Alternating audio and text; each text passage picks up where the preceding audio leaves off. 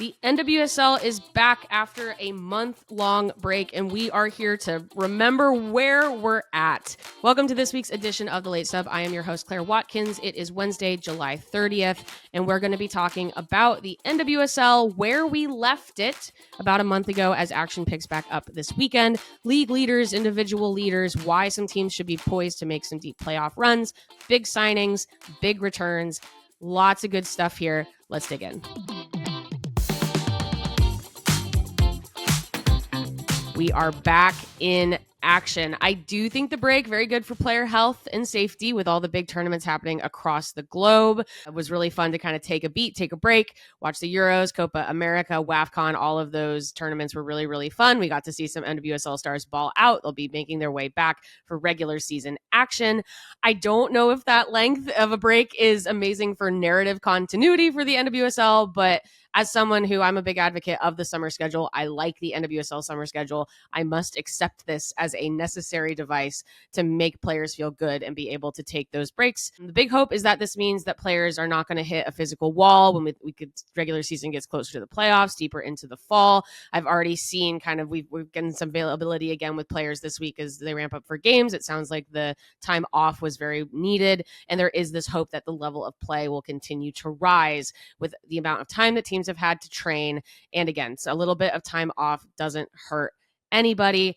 But that does kind of mean that here as NWSL fans, or even me covering the NWSL, there's a lot to remember, right? It's been a whole month, kind of see where we left off, what storylines are emerging, what maybe to look out for the second half. So we're going to start with just some very basic information, everything that we forgot about the NWSL because I have a short memory. So let's start with the standings. We're going to do playoff line edition here. So the teams that are above the playoff line right now going into the second half of the NWSL season start with Kansas City, who has an 8-point cushion at the top. You have number 2, Orlando, number 3, San Diego, 4, Washington, 5, Portland, 6, Seattle, 7, Louisville, and 8, Gotham. Everybody else is on the outside looking in. Those teams are Bay FC, Angel City, Houston, Chicago, and Utah. So we did actually see a little bit of movement up and down the table right before the break. We saw Gotham make some strides after struggling in the NWSL regular season early in the year. They get up right above that playoff line. Kind of you're feeling like the momentum is growing for them after the break. We got San Diego, who are on an incredible unbeaten streak. They had to see their momentum hopefully not cut short with the big break, but we're seeing surges for them. Washington's getting healthy. I do actually think this was not a bad time, like I said, for these teams to regroup, because I think we're going to start seeing some real, if not shield pushes, but some positioning pushes in the second half of the year. Individual stat leaders, a lot of international flair here, which is a theme for the NWSL this year. We've seen a lot of international players play really, really well. It's been cool to see the NWSL kind of become this truly global league. We saw, like I said, a lot of NWSL players play really, really well at these international tournaments outside the States over the summer. Speaking of, Esther for Gotham is the Golden Boot leader with 13 goals. She is being chased by Temwa Chawinga, Barbara Banda, and surprise success Riley Tiernan of LA. Esther, I think we talked about this when we were talking about some MVP candidates before the break. It will be really interesting to see if she can continue to score at this same clip.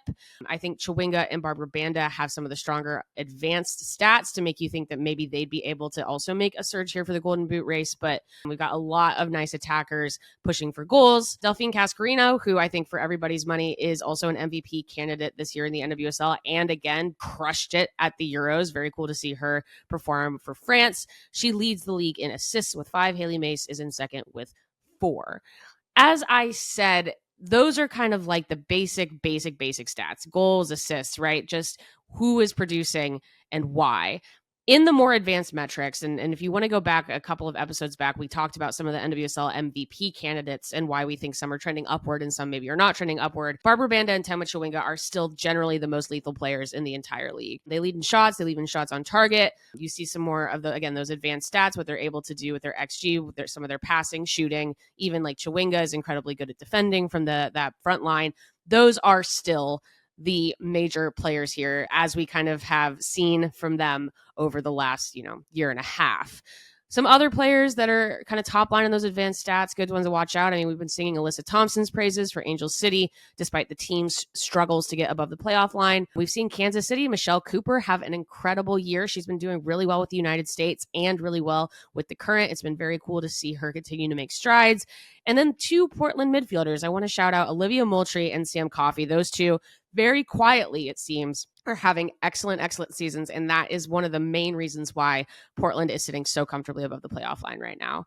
For goalkeepers, it's not really a surprise. We're seeing some of these young keepers that are getting those U.S. Women's National Team looks in some of the saves plus lists. We've seen Mandy McGlynn, Aubrey Kingsbury, who is a mainstay for the Spirit, Angela Anderson, Anna Morehouse, and Claudia Dickey. So we're seeing these young players, no surprise. They're playing well in the league, which is why they have been getting U.S. Women's National Team attention. So big picture here, right, about what we're looking at for the Shield race. Kansas City might be about to run away with this, frankly. What's to be done, right? They might be running away with the Shield this season. They're stomping the league. Certainly exciting for the Current, but I also think places some pressure on teams further down in the standings to kind of bring the drama.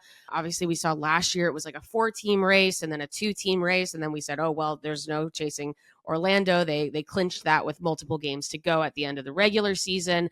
I do think we could see a similar thing this year with Kansas City with the Shield. Their defense is better than it was last year. That's like a sneaky thing that I think isn't necessarily getting talked about enough. I think Kansas City has the defense now to be able to really confidently make that run at the Shield.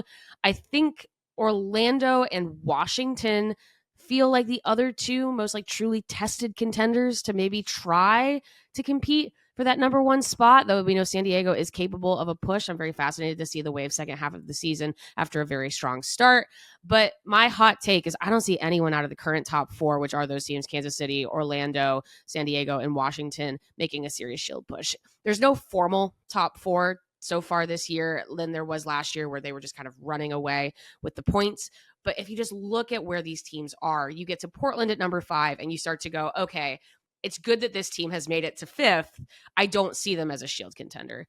So I think we just have to look at that top 4, but it's possible that it's like a top 2 or maybe a top 1. Kansas City, not all wrapped up, but they've got over a 2-game point lead. I just think that they're going to be able to run this back.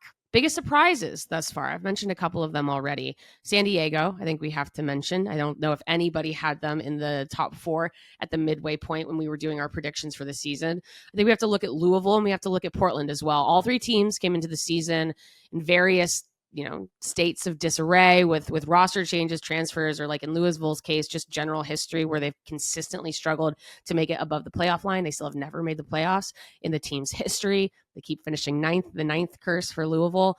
Barriers, just it seemed like they had coming into this season, but all 3 teams are very quietly getting it done. I think San Diego, we did a whole episode on them a couple months ago where their style is purposeful yet efficient. Really like watching the Wave play. I think Louisville's big step forward is they figured out how to play to their level more consistently rather than just sort of meeting the level of their competition. I think Louisville has historically had trouble.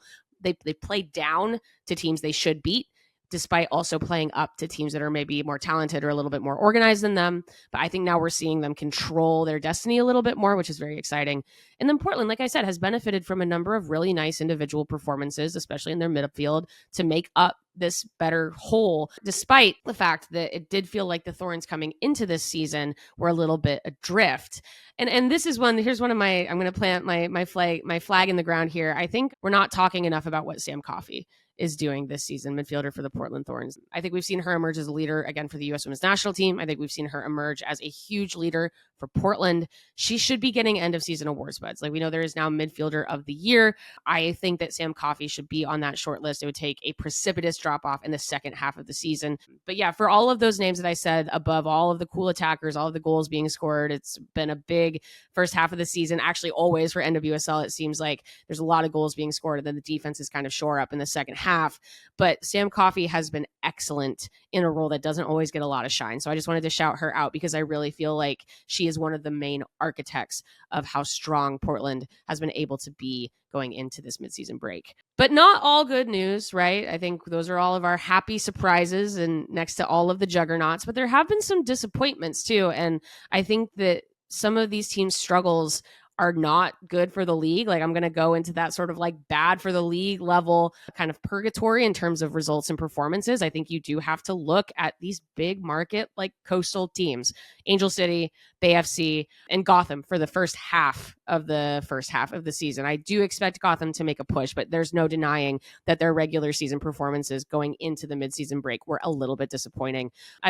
All of these teams have had their moments. I've been high on their entertainment value, but Angel City and Bay FC haven't looked like they've taken huge leaps forward in consistency. I've talked about the things that I have liked about these teams. Angel City is young and very, very talented. And when they're good, they are so good, but the consistency is simply not there yet.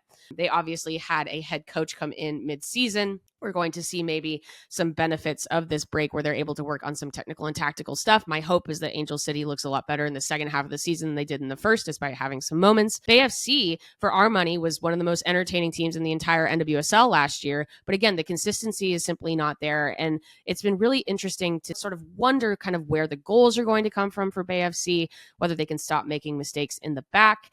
I just haven't seen, again, sort of that step forward from a team that by the end of last season had built an incredible amount of momentum, even just sort of as a lower seed in the playoff race. But it hasn't really translated into something more sustainable this year. And I think it's too bad because these are two teams that I think you do want in the mix because, like I said, when they're good, they're some of the most fun teams in the whole league. Gotham, similar stories. They started really slow. And they will be the first to tell you that a lot of that had to do with prioritizing the CONCACAF Champions Cup, which they did win. They were the inaugural winners. That's a very big deal. But they were absolutely underachieving in the first half of the season. But there's reasons to think that of all of those teams, Angel City, Bay FC, and Gotham, that Gotham is maybe the best positioned to do what they do best, which is kind of mess around for the first like 2/3 of a season and then get real serious. And suddenly you're like, we have to worry about Gotham because they are rolling. Speaking of, let's talk about some additions. Let's talk about why we think some of these teams are going to be able to do cool stuff in the second half of the season. There is one team above the playoff line that we haven't talked about yet, and we're going to talk about them right now. Seattle. Seattle landed the biggest transfer, I believe, of this whole midseason break, possibly the biggest transfer in of the season thus far. They're bringing in Chelsea forward and US Women's National Team prospect Mia Fischel. Big fish. We finally got her, guys. She's finally going to be playing in the NWSL. It's really exciting. I think this is a really interesting fit between player and club. Seattle, methodical to a fault sometimes. I'm going to say it, occasionally boring, but capable, sometimes of getting a little bit too negative in their game plan, while also showing a level of stability that is incredibly admirable. I think you just know what you're going to get with Seattle. There's a stasis there that can be incredibly comforting, and their underlying work is incredibly solid, but it does get just a little it's just not as dynamic as you always want it to be. You're not always like looking at the schedule and going, yes, I want to watch the Seattle game. But Mia Fischel, I think, has a chance to kind of change all that. She's coming off an ACL tear, so there is still going to probably be just development in game fitness. But she's an incredibly exciting player. She's a target forward, equally as good with her head as she is with her feet. Kind of this true blue goal scorer who I think could solve a number of the Reign's attacking woes, which could be kind of looking at all of that, could be a match made in heaven, but hopefully not to return into a redundancy that doesn't give either party exactly what they want.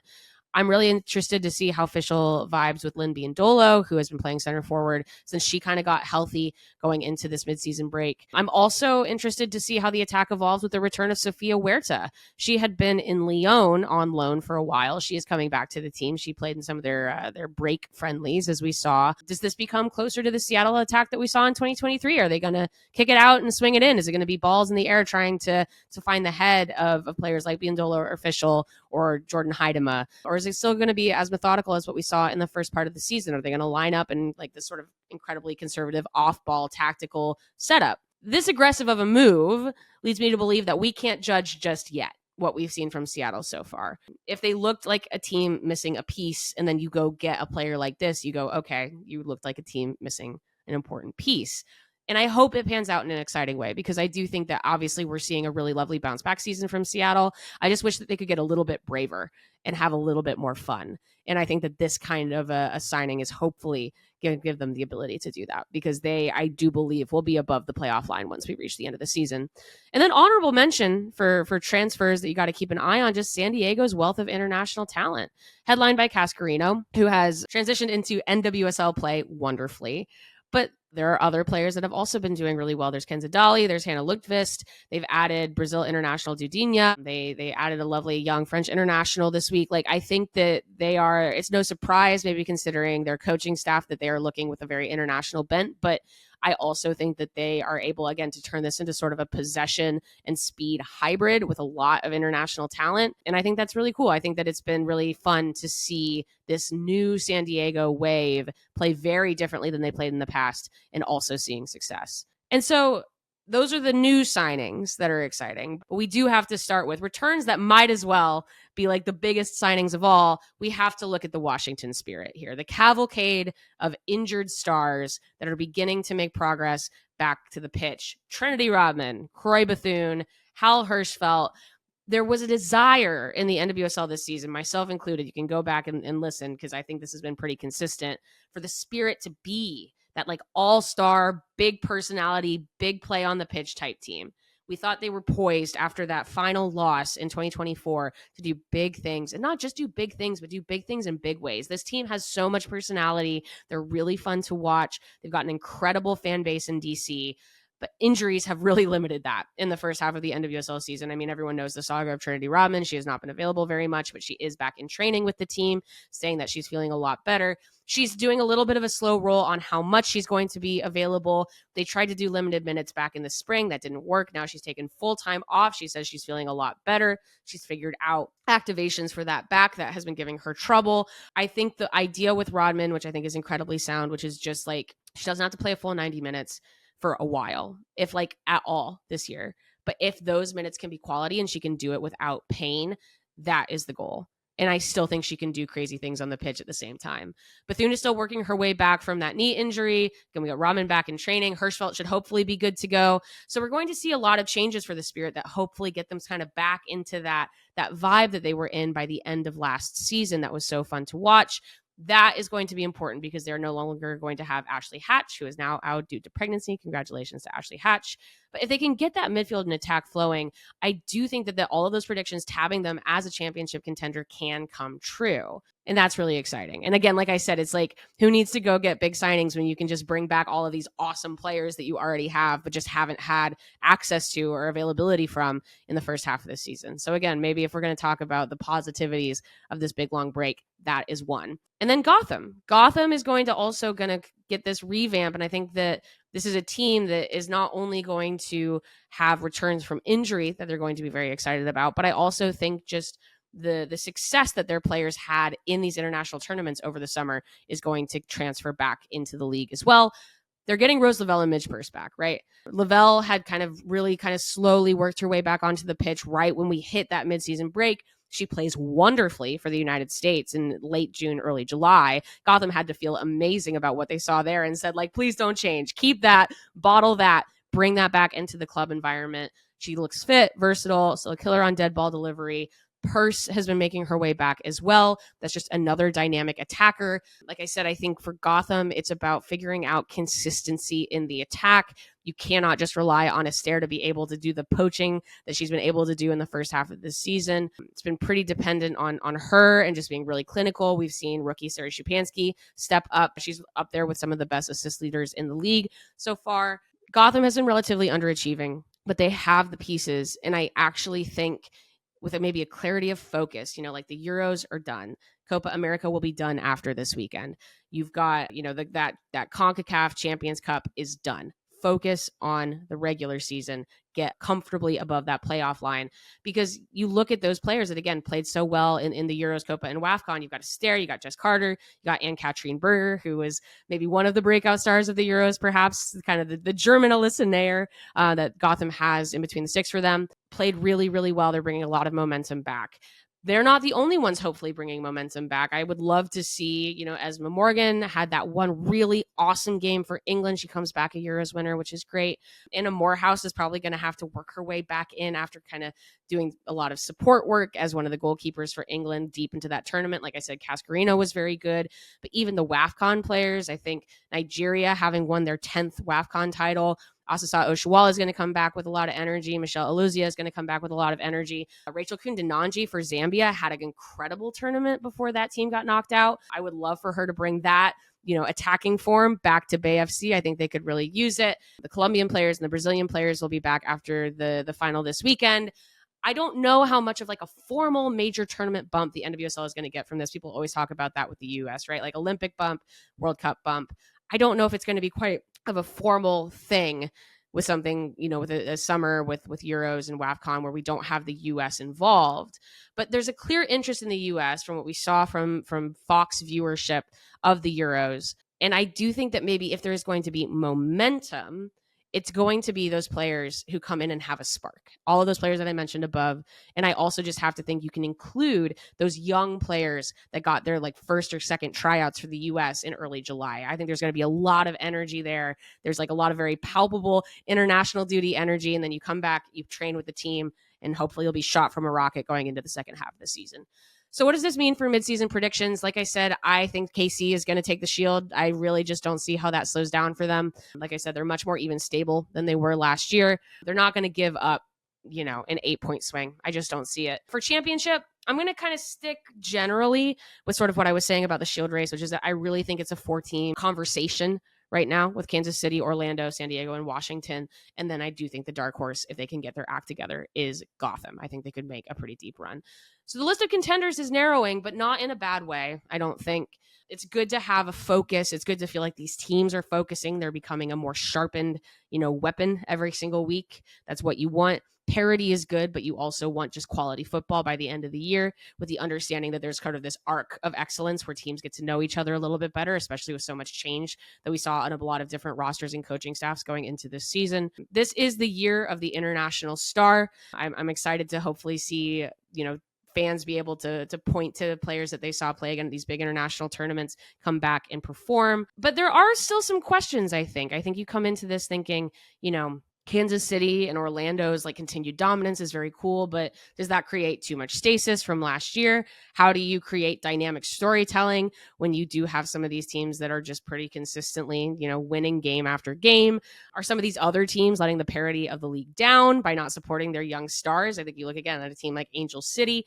They've got some of the most exciting young stars in the game. Why can't they get the act together to make a postseason run? What does it say, that teams like Utah, Chicago, and Houston are kind of toast already at this point in the season? Are they holding up their end of the bargain? And what we see in sort of the parity of the NWSL, I think we'll review all of these questions once we get to the end of the season. But I think for the NWSL, there's a lot to think about as we've seen sort of this big moment in global football, because the landscape is continuing to shift. The attention economy is very, very difficult. And I think that the NWSL has a little bit more of a center point moment here to try to catch people's attention again with all of this good stuff that we talked about today, because you just don't want people to move on to the next thing with these European leagues starting up this fall. But good stuff. Can't wait to watch some games, and we'll see if anything I said so far this episode comes true.